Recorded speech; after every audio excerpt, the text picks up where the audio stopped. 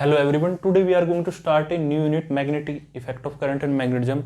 And last time we have discussed about current, electricity completely with numerical. I hope that will be clear to all. Now we'll discuss about Oersted experiment. इस unit का जो पहला topic है वो बच्चों क्या है, Oersted experiment.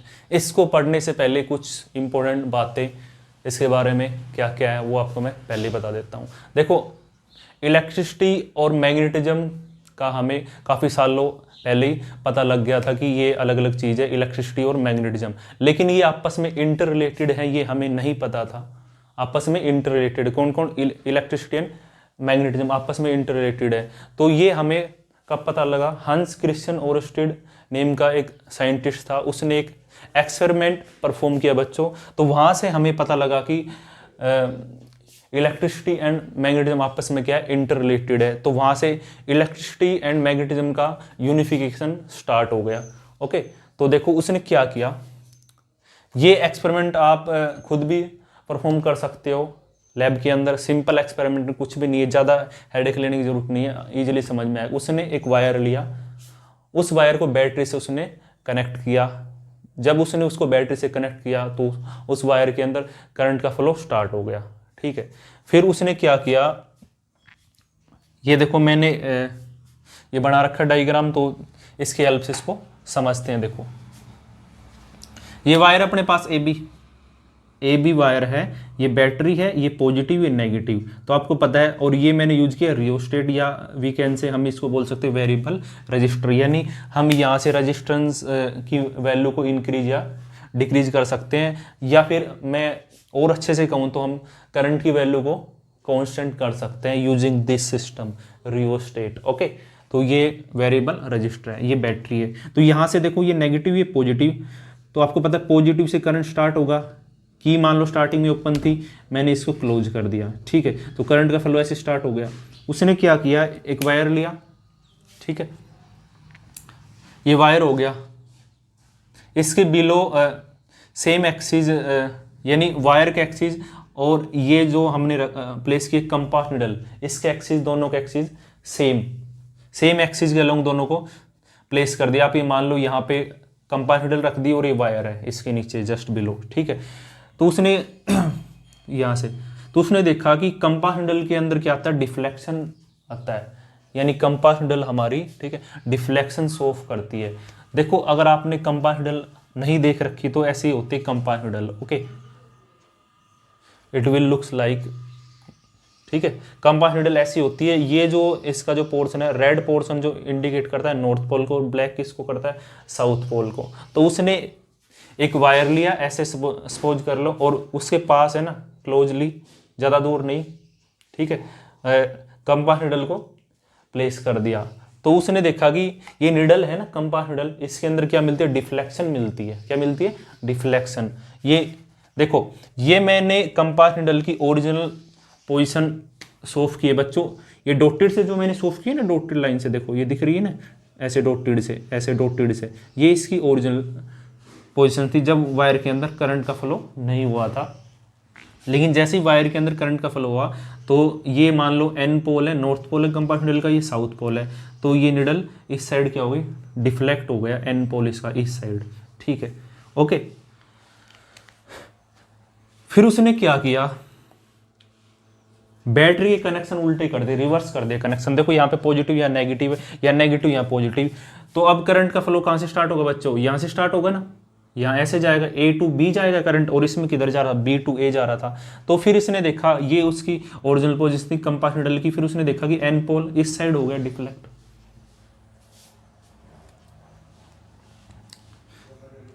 तो यहाँ से उसने 2 पॉइंट कंक्लूड किए, या हम बोल सकते हैं ऑब्जर्व किए, कि जैसे किसी वायर के अंदर करंट का फ्लो होता है तो उसके पास अगर हम कंपास निडल रखते हैं तो उसके अंदर क्या आता है, डिफ्लेक्शन आता है. अगर बैटरी कनेक्शन ऐसे है तो ठीक है, डिफ्लेक्शन इस साइड ऑब्जर्व किया. और अगर बैटरी कनेक्शन उल्टे कर दी एज कंपेयर टू डिफ्लेक्शन, कैसा मिला, अपोजिट साइड डिफ्लेक्शन मिला.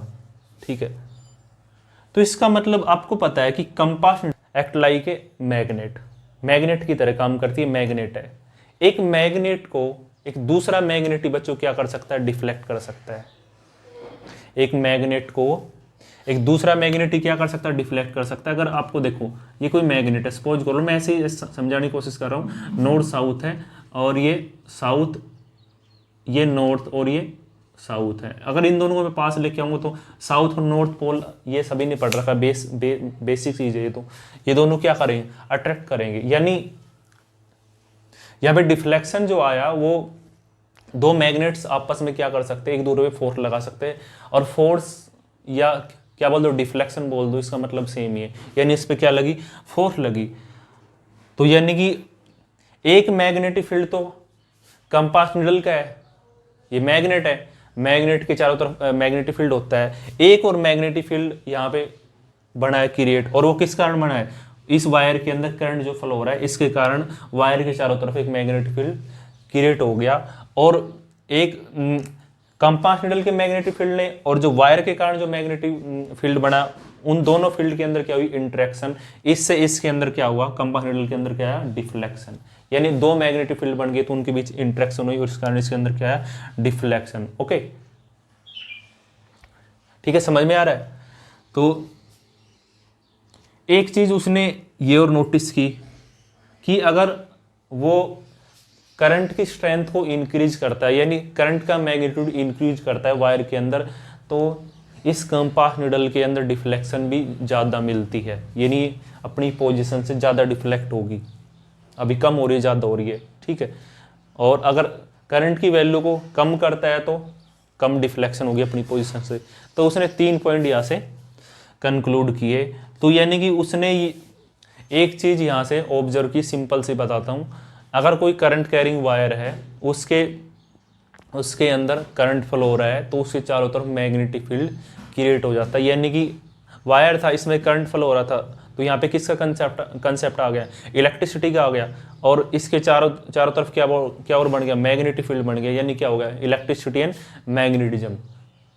तो यहाँ से फिर कुछ साइंटिस्ट थे जिन्होंने, मैक्सवेल, लॉरेंज, फेराडे वगैरह काफ़ी साइंटिस्ट थे जिन्होंने इन लॉ को वेरीफाइड किया और in then electricity and magnetism का यूनिफिकेशन बच्चों स्टार्ट हो गया। कि ये जो मैंने वर्ड लिखा है यूनिफिकेशन, मतलब ये समझ सकते हो एकीकरण, यानी इनका इकट्ठा कर दिया। इलेक्ट्रिसिटी एंड मैग्नेटिज्म आपस में इंटर रिलेटेड है। ओके, तो एक बार एक स्टेटमेंट भी हम पढ़ लेते हैं, इलेक्ट्रोमैग्नेटिज्म की statement. The branch of physics as a result of unification of electricity and magnetism, as a result of electricity and magnetism, आपस को इन दोनों इलेक्ट्रिसिटी एंड मैग्नेटिज्म को आपस में कंबाइन कर दिया ना, तो एक ब्रांच बनी, इज नोन एज इलेक्ट्रोमैग्नेटिज्म। अगर ये स्टेटमेंट अच्छी नहीं लगी तो आप ये भी नोट कर सकते हो। 10 the magnetism due to electric current, magnetism due to electric current in a conductor is called electromagnetism.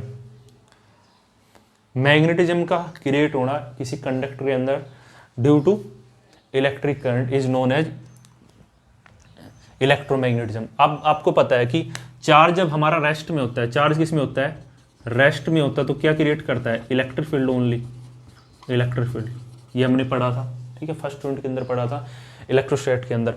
जब हमारा चार्ज मोशन में होता है, किस में होता है, चार्ज मोशन में। देखो यहाँ पे करंट फ्लो हो रहा है वायर में, तो आपको पता है फ्लो ऑफ चार्ज या rate of flow of charge known as current. तो चार्ज मोशन में है, चार्ज मोशन में तो क्या क्रिएट किया उसने, मैग्नेटिक फील्ड। क्या क्रिएट किया, मैग्नेटिक फील्ड। चार्ज अगर मोशन में है तो मैग्नेटिक फील्ड क्रिएट करता है। यानी जहाँ करंट होगा वहाँ पे आपको सोचना है इनडायरेक्टली वहाँ पे क्या है, मैग्नेटिक फील्ड भी अवेलेबल है।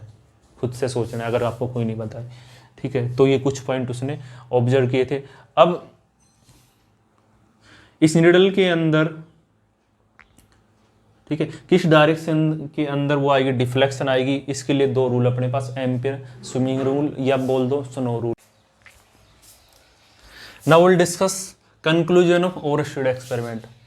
कंक्लूजन बच्चों मैंने आपको पहले बता दिया, कोई भी करंट कैरिंग वायर है तो वो हमें मैग्नेटिक इफेक्ट सोफ करता है, यानी उसके चारों तरफ क्या क्रिएट हो जाता है, मैग्नेटिक फील्ड क्रिएट हो जाता है, ठीक है। एक बार इसको हम पढ़ लेते हैं।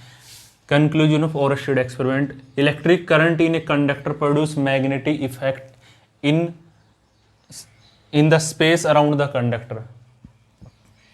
करंट है ना, इलेक्ट्रिक करंट कंडक्टर के जो चारों तरफ का स्पेस होता है तो वहाँ पे क्या क्रिएट करता है, मैग्नेटिक इफेक्ट कर देता है, मैग्नेटिक इफेक्ट क्रिएट करता है space around the conductor. In other words हम इसको क्या बोल सकते हैं, flow of electric charge is the source of magnetic field. बच्चों अभी तक जो आपको मैग्नेटिक फील्ड का सोर्स जो पता था वो क्या था, ओनली मैग्नेट, क्या था, सिर्फ मैग्नेट था। लेकिन चार्ज अगर मोशन में होगा तो वो भी किसका सोर्स है, मैग्नेटिक फील्ड का। यानी चार्ज जब हमारा मोशन में होगा तो क्या क्रिएट करेगा, मैग्नेटिक फील्ड। क्या क्रिएट करेगा, मैग्नेटिक फील्ड। ठीक है, अब चार्ज का मोशन कैसा है, एक्सेलरेटेड है, नॉन एक्सेलरेटेड है, वो हम बाद में करेंगे डिस्कस। एक्सेलरेटेड मोशन होगा तो EM वेव बन जाएगी, और नॉन एक्सेलरेटेड होगा तो वहाँ पे मैग्नेटिक फील्ड हमारा क्रिएट नहीं होगा। यानी चार्ज के अंदर एक्सेलरेशन होना चाहिए। आप फिलहाल ये समझो कि चार्ज का मोशन होगा तो क्या बनेगा, मैग्नेटिक फील्ड बनेगा। ठीक है, अब बात करते हैं ampere swimming rule. Ampere swimming rule क्या कहता है कि अभी हमने देखा था कि ये ऐसे कंपास नीडल थी हमारी, मैग्नेटिक नीडल, इसके अंदर क्या आई थी, डिफ्लेक्शन आई थी ना, इस साइड। तो वो इसके अंदर जो आई डिफ्लेक्शन आई है वो कौन सी डायरेक्शन के अंदर आएगी, इसको कैसे मेंशन करें या हम कैसे इसको कैलकुलेट करेंगे। तो इसके लिए एक रूल हमारे पास, कैसे बताएंगे इसकी डायरेक्शन को। Imagine a man swimming along the conductor. एक आपको सपोज करना है, एक पर्सन है जो कंडक्टर मान लो, उसके अलोंग क्या कर रहा है, स्विम कर रहा है in the direction of current. Direction of, जैसे मैंने सोल्व किया, एक बार मैं बनाने की कोशिश की है मैंने देखो ये करंट कैरिंग कंडक्टर, ये करंट की डायरेक्शन है, इसके अलोंग पर्सन ही स्विम कर रहा है in the direction of current facing needle. और इसका जो फेस है पर्सन का वो किस साइड होना चाहिए, जिस साइड वो रखी है, नीडल रखी है, इस side facing needle, such that current enter his feet, current enter his feet. और करंट की डायरेक्शन क्या होनी चाहिए, करंट ऐसे अपीयर होना चाहिए कि इसके फीट के थ्रू एंटर कर रहा है और हेड से पास हो रहा है his feet. Then N pole of needle will deflect towards his left hand. तो हमेशा एन पोल होगा जो कंपास नीडल का, वो किधर डिफ्लेक्ट होगा, टूवर्ड्स हिज लेफ्ट हैंड, उसके बाएं हाथ की तरफ डिफ्लेक्ट होगा। ये क्या है, एम्पियर स्विमिंग रूल। ये आपने पढ़ भी रखा है 10th स्टैंडर्ड पे, इतना ज़्यादा इंपॉर्टेंट नहीं बनता यहाँ पे, लेकिन हमें तो आज इसके बारे बेसिक स्टार्ट करना था, तो हमें सब कुछ पढ़ना चाहिए ना स्टार्टिंग से, ताकि अच्छे से क्लियर हो सब कुछ। दूसरा रूल है स्नो रूल। इसको स्नो रूल से भी हम याद रख सकते हैं। If current flow from S to N, south to north in a wire kept over a magnetic needle, then north of needle will deflect towards west. तो एन पोल जो होगा नीडल का वो किधर डिफ्लेक्ट होगा बच्चों, वेस्ट की तरफ होगा। तो ये सारी बातें ओरस्टेड एक्सपेरिमेंट के बारे में थी। आप ओरस्टेड एक्सपेरिमेंट को घर पे भी परफॉर्म कर सकते हो इजीली। आपको क्या करना है, टेबल है मान लो, या कोई आपके पास कार्डबोर्ड है, टेबल मान लो कार्डबोर्ड है, टेबल है, उसमें अगर मान लो आपने एक होल कर रखा है, ये समझो ये बोर्ड है ना, बोर्ड, ये टेबल का टॉप है, ठीक है, यहाँ आपने होल कर रखा और इसमें एक वायर आपने इंसर्ट कर दिया, और इसका एक एंड नेगेटिव से एक एंड पॉजिटिव से। तो वायर के अंदर करंट का फ्लो होना स्टार्ट हो गया, वायर के अंदर करंट का फ्लो स्टार्ट हो गया। यानी सपोज कर लो इस वायर के अंदर जो करंट का फ्लो हो रहा है वो इस साइड हो रहा है, आउटवर्ड फ्लो हो रहा है। आउटवर्ड को बच्चों हम सोल्व करते हैं इससे, और इनवर्ड को करते हैं क्रॉस से। ये आपको पता लग जाएगा, धीरे धीरे हम पढ़ते जाएंगे तब, ठीक है। तो करंट का फ्लो मान लो ये कार्डबोर्ड है, इसमें होल था, इसमें मैंने एक वायर इंसर्ट कर दिया, करंट का फ्लो आउटवर्ड हो रहा है। अब मैं क्या करूँगा, ये है, ये मेरे पास कंपास नीडल है, ठीक है, कंपास नीडल, इसको यहाँ पे प्लेस कर दिए करूँगा, तो मैं देखूंगा कि इसका एन पोल है ना, एन पोल, अभी तो इसमें कोई करंट फ्लो नहीं हो रहा, जस्ट मैं आपको समझाने की कोशिश कर रहा हूँ। एन पोल इधर डिफ्लेक्ट होगा, फिर मैंने एक और कंपास नीडल, ऐसे काफ़ी कंपास नीडल मैंने यहाँ पे प्लेस कर दिए, तो सभी का एन पोल ऐसे कुछ ऐसी सिचुएशन आ जाएगी। ये मान लो वायर की पोजीशन है, वायर के लिए होल है, ऐसे वायर था, तो ये कंपास नीडल है ना, ये मैंने ऐसे प्लेस कर दिया, कंपास नीडल काफ़ी,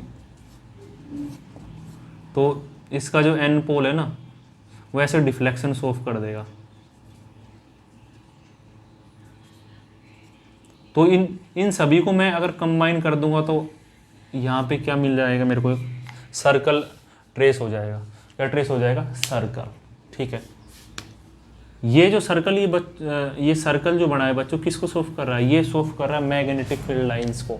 जैसे कि हमने पढ़ा था चार्ज के कारण जो प्रोड्यूस होती है इलेक्ट्रिक फील्ड लाइन, तो चार्ज के चारों तरफ का जो फील्ड है उसको सोफ करने के लिए हमने यूज की थी इलेक्ट्रिक फील्ड लाइन। तो ऐसे ही मैग्नेट के चारों तरफ का या करंट कैरिंग वायर के चारों तरफ का मैग्नेटिक फील्ड बनेगा, उसको सोफ करने के लिए मैग्नेटिक फील्ड लाइंस का हेल्प लेंगे। तो ये मैग्नेटिक फील्ड लाइन, और ये किसको सोफ कर रही है, मैग्नेटिक फील्ड को अराउंड द कंडक्टर। एक्सपेरिमेंट के बारे में अगले लेक्चर में बच्चों जो हम पढ़ेंगे वो पढ़ेंगे force on a moving charge. ठीक है, force on a moving charge, और उसके बाद पढ़ेंगे बायोट-सैवर्ट लॉ। तो ये बेसिक था, इसको अच्छे से समझना। यहाँ से एक पॉइंट आप जरूर ध्यान रखना, क्या कि चार्ज जब मोशन में होता है तो क्या क्रिएट करता है, मैग्नेटिक फील्ड, यानी करंट के कारण क्या बनता है, मैग्नेटिक फील्ड।